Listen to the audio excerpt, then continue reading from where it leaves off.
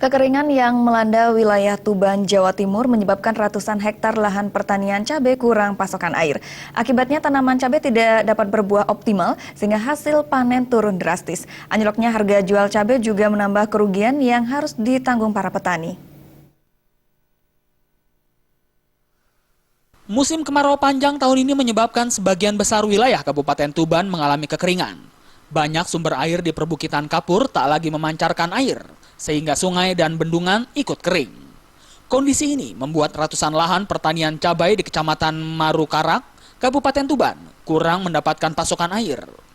Minimnya air membuat tanaman cabai tidak dapat berbuah optimal, dan banyak yang mengalami pembusukan.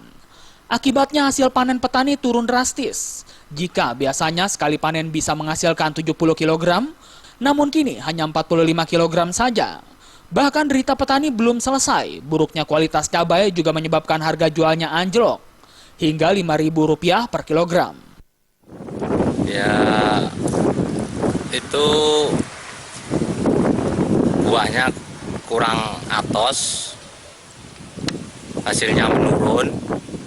Jika dibanding sebelum-sebelumnya, gimana? Ya agak menurun sekarang. Biasanya sampai berapa Pak panen gini? Kadang-kadang satu petikan satu hari dapat 70 kilo.